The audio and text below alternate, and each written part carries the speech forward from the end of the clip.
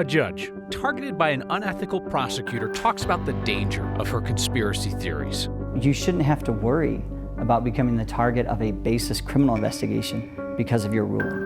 Truth testing an ad in Colorado's closest congressional race. It says the Republican candidate opposes gay marriage. It depends on how recently you've asked him. And for all of us who have ever looked at a scale and said, that can't be right, a new state audit says there's some truth to that. And a salute to one of the many Coloradans making our elections work. I love to do this. I think it makes you feel so good to be a part of what's going on. That's what they say about this program, too. Makes you feel good. Yeah, or at least better informed. It's time for Next. Conspiracy theories aren't harmless. They do real damage. Republican District Attorney Linda Stanley faces disbarment and the loss of her DA job for acting unethically in pursuit of a conspiracy theory. A conspiracy theory about the judge on the Barry Morphew murder case. And then there's the impact that that conspiracy theory had on the now former judge. He spoke with our Mark Salinger. There's an old adage, I think I first heard it in law school, you can do more harm than good with a law degree. And I think to a certain extent there's a lot of truth to that. Former District Court Judge Ramsey Lama knows the power of the law. He also knows how dangerous it can be when it's misused. Without a doubt, that was the craziest thing that ever happened to me while I was on the bench. I never expected to become the target of an investigation like that based on my rulings. As Lama presided over the Suzanne Morphew murder case in Chaffee and Fremont counties, District Attorney Linda Stanley launched a secret investigation into the judge and his family. It was based on unfounded conspiracy theories posted online. Conspiracy theories that, in part, led to Stanley losing her law license last month. The punishment is totally appropriate. I think anything short of disbarment would have failed to instill public trust and confidence in the legal profession. A branch of the Colorado Supreme Court found Stanley abused her position of trust when she used the investigative powers of the DA's office to look into Judge Lama. The panel took the extremely rare step of disbarring her. She's asked for a stay on that ruling until she finishes her term as DA in January. To do what we do, or what I used to do as a judge, it takes a certain amount of courage. You have to act and rule independent of public approval or disapproval. But you shouldn't have to worry about becoming the target of a baseless criminal investigation because of your rulings. DA Stanley ended up dropping murder charges against Barry Morphew just days before his trial was set to start. Judges have also dropped or lessened charges in other cases Stanley has prosecuted because of her conduct. Absolutely, she was harming cases. Absolutely. Stanley is fighting to keep her position of power. The branch of the Colorado Supreme Court, the Office of Attorney Regulation, and former Judge Lama all agree she should have that power taken away. I mean, she's arguably the most powerful, influential law enforcement authority within this judicial district. We've asked repeatedly over the last several years to speak with Linda Stanley about why she did what she did and if she has any regrets. Her lawyer told us that the last time she did an interview, she got herself in trouble, so she won't be taking any questions from us. Okay. As far as we know, this is the first time that a sitting district attorney has been disbarred, Kyle, without first resigning.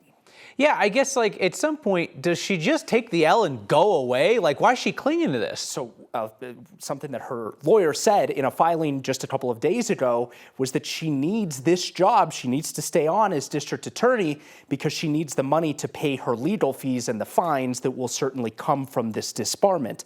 On the other side, the Office of Attorney Regulation Counsel says that she is an ongoing threat to the public and should be removed immediately. That's wild. She needs the cash. All right, Mark, thank you. A recent Supreme Court decision allows local governments to consider homeless camping a crime. Douglas County rushed to pass a new camping ban after that, called it a step towards a quote-unquote clean and safe environment. Though new research out of CU suggests that camping bans and the resulting sweeps don't do much to actually decrease crime. CU public health researchers tracked some 300 homeless camp sweeps in Denver from 2019 to last year. Their peer-reviewed study published this week found the sweeps often did not have a long-term impact on crime in the surrounding area. Researchers say the neighborhood around encampments typically saw a modest drop in crime, especially auto theft and public disorder, right after the sweep. And on average, crime went down about 9%, the equivalent of one fewer crime report a week. But then the study showed the crime rates rebounded by the second or third week after the sweep, and the rates were completely unchanged outside of a quarter-mile radius. We know that there is a commonly held narrative that people experiencing homelessness are responsible for crime in our city. And what we wanted to get out there is that people experiencing homelessness are not the problem. So we saw this as an avenue where we could provide evidence for policymakers to make informed decisions about how we spend our resources. Those researchers say that in some cases, violent crime actually increased immediately following the sweep. They said they're not sure why, but they did see some anecdotal evidence that suggests that people living on the streets might be at increased risk of becoming crime victims right after they're swept. So there is an immense amount of money being spent to convince you to like or dislike Congresswoman Yadira Caraveo and Gabe Evans. I mean, even if it means painting all of the eyeballs watching this program from outside of Colorado's 8th Congressional District. It's not just the most competitive House race in Colorado. It is considered one of the closest in the country, a race that could help decide the balance of power in the U.S. House. As of this week, super PACs have spent nearly $15 million on the race. Democratic groups have kicked in $8.4 million to help Caraveo keep the seat. Republicans have spent $6.3 million, hoping that Evans can flip that district, which goes from Adams to Weld counties. In 2022, PACs spent even more than that in the district, nearly $17 million. All of that ad spending is one reason why we are doing yet another truth test of an ad in that race. Here's politics guy Marshall Zellinger with that. Evans joined Lauren Boebert to spread lies about election results. No, Republican candidate Gabe Evans is not spreading lies about election results, even though this ad does its darndest to connect Evans with Republican Congresswoman Lauren Boebert. Let's start with Evans's response to Kyle's question at our debate last week. Who won the 2020 presidential election, Ms. Caraveo? Joe Biden. Mr. Evans? Joe Biden. At a January primary debate, Evans was asked yes or no, was the 2020 election stolen from Donald Trump? No ish. When asked to clarify the ish at another primary debate in June, this is what Evans said. So I answered ish there because to me those aren't yes-no questions. Evans says that gays and lesbians shouldn't be allowed to marry. He even compared gay marriage to incest. Yes, but apparently not anymore. Yes, Evans filled out a questionnaire for a conservative group while running for State House in 2022 and chose strongly agree when asked if marriage is a God-ordained, sacred, and legal union of one man and one woman. No government has the authority to alter this definition. Today, Evans told me by phone that he read the question as a Christian to mean he agreed that government has no authority to tell a church their definition of marriage. The part about incest comes from this letter to the editor Evans sent to the Elbert County News as a 17-year-old in 2004, saying if gay marriages are allowed, marriage will have been redefined to include perverted and immoral practices, including incest.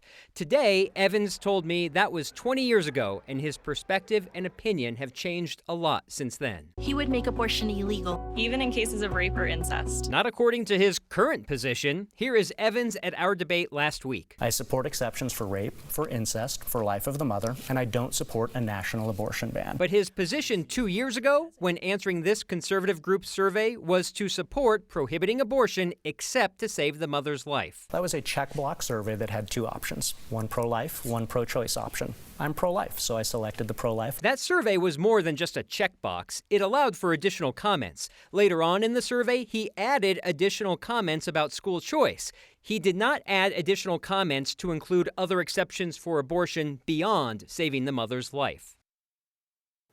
Here's something else that's a little deceptive about this political ad, the claim about same-sex marriage. On screen, you can see the citation says that this information was accessed July 16th, 2024. But that's not when Evans filled out the questionnaire saying he agreed about marriage being between a man and a woman. That's when the people behind the ad, the House Majority PAC, accessed it, that is. He filled out the questionnaire 2 years ago, and you heard me explain his differentiation between his theological stance on what he thought the question was and his legislative stance on what he thought the question was.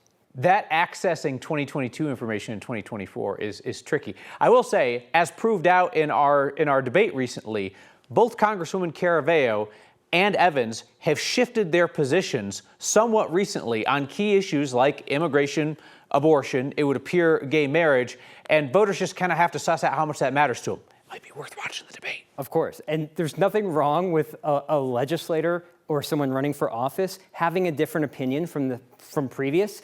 It's the explanation. Yep. Is it beyond, I'm running for office and it's expedient right now for me to say this time, but something else another time? Or is there a true change of heart? And let's hear what that is. Precisely right. Yeah, show me somebody who never ever changes their mind about anything, and they're probably dumb as a doorknob. All right, Marshall Zellinger, thank you very much.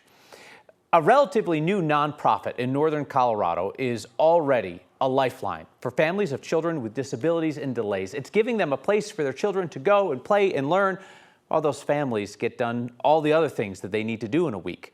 This week's Word of Thanks microgiving campaign supports Whale Respite Center. Whale stands for We Help and Love Everyone, and that is just what they do, providing respite childcare every weekday in Weld County. It's a safe and fun place for kids with disabilities to go while giving their caregivers a chance to rest and recharge.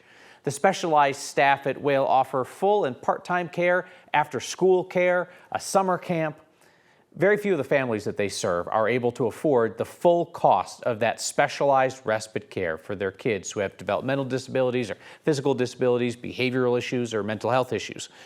Whale Respite Center staff is trained for all of those challenges and ready to tailor their lessons and the play to the needs of each child. All the money that we raise together is going to go towards scholarships to help families afford that respite care. Scan the QR code on your screen or text the word THANKS to 303-871-1491 to get that link to donate. Your $13 million in microgiving proves how $5 adds up, so you know the deal. I'll match the first 50 donations of $5 to get us rolling. And more than 3,000 of you have signed up to simplify your giving because you make a monthly donation to the Word of Thanks Fund. You put in your info once, we split up your donation among everyone we feature. And it's meant that we've started recent microgiving campaigns with $23,000 a week in donations. Use that same QR code or text to get there. So there are people who are supposed to be watching the scales across our state to make sure things are being measured fairly. New audit suggests they're not doing a super job. So every ballot is so important, and that's the main thing, and we're taking care of that ballot. Year after year, ballots in Jefferson County have been in the care of that dedicated election judge. Still at it, preserving democracy at age 90. Next time a Frontier Gate agent is asking you which of your children you would like to leave behind to stay under the weight limit, maybe ask them how confident they are in their scales. A new state audit has weighed in on the accuracy of thousands of scales across Colorado, and it's not looking good. The Department of Agriculture is in charge of inspecting scales for all kinds of industries each year. So talking livestock scales and baggage scales at the airport, the grocery scales at self-checkout. They're all supposed to be tested each year so that they can be recalibrated, repaired, or replaced if needed. A new audit says the department, at least 3,500 scales at 600 businesses across the state did not get checked out last year. Could be even more than that. The report says the department isn't even keeping up with how many scales need to be checked year to year.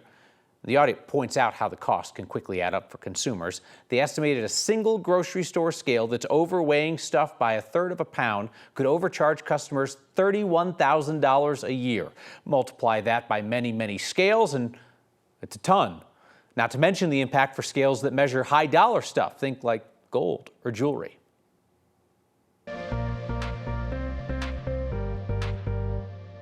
It's all about the wind and the warmth as high pressure hangs on, but we're tracking a powerful storm in the northwest that will change things for us come the weekend. Rain showers are likely, mountain snow, and cooler weather.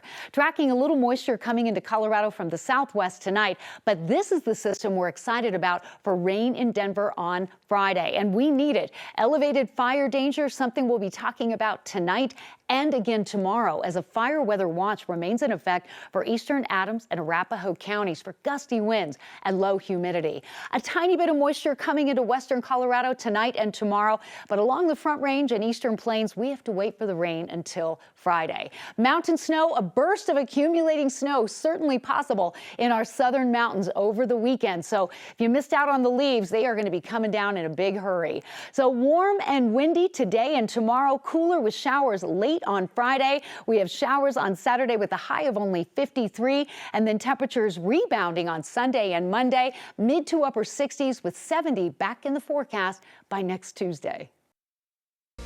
Some people run their mouths about how elections work. Others roll up their sleeves and get involved for decade after decade for very little thanks. So we'll thank her next. If you are or have ever been an election judge, thank you. Our elections depend on you. Like the election judge in Jefferson County, back for her 5th presidential contest. Our Brian Wendland has her story.